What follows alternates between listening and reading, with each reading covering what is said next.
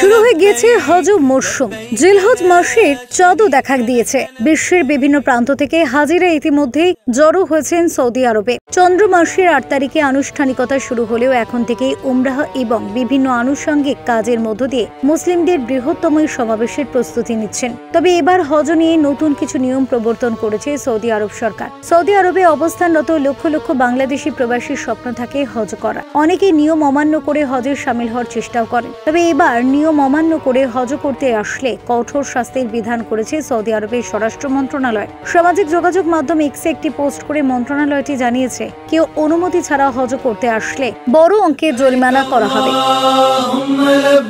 এর আগে সৌদি আরব সরকার জানিয়েছিল, কোনো প্রবাসী অনুমতি ছাড়া হজ করলে তাকে দেশে ফেরত পাঠাবে সৌদি। সেই সঙ্গে সৌদিতে পুনরায় প্রবেশেও নিষেধাজ্ঞা দেওয়া হতে পারে। সৌদি নাগরিক, প্রবাসী বা দর্শনার্থী যেই হন না কেন, হজের বিধান ভঙ্গ করা ব্যক্তিকে 10,000 রিয়াল জরিমানাও করা হবে। প্রবাসীদের তাদের নিজ নিজ দেশে ফেরত পাঠানো হবে এবং নির্দিষ্ট সময়ের জন্য তারা সৌদি আরবে প্রবেশ করতে পারবেন না।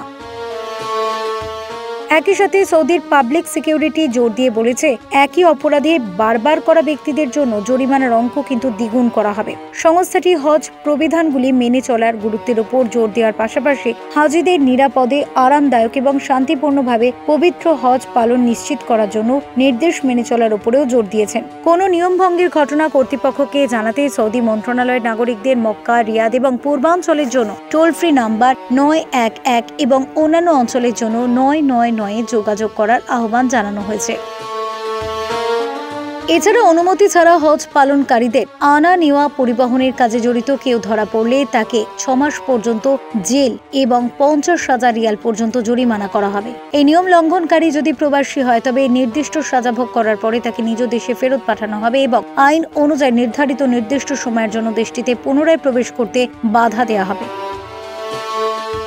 হিজরি 1445 সনের পবিত্র জিলহজ মাসের চাঁদ ইতিমধ্যেই সৌদি আরবে দেখা গিয়েছে। আগামী 16 জুন দেশটিতে উদযাপন করা হবে পবিত্র ঈদুল আজহা। হজের আনুষ্ঠানিকতা শুরু হবে ঈদের 2 দিন আগে থেকে। এরই মধ্যে সারা বিশ্ব থেকে লাখ লাখ মুসলিম দেশটিতে জড়ো হতে শুরু করেছেন। আর কয়েকদিন পরেই তারা হজের যাবতীয় আচার অনুষ্ঠান পালন শুরু করবেন।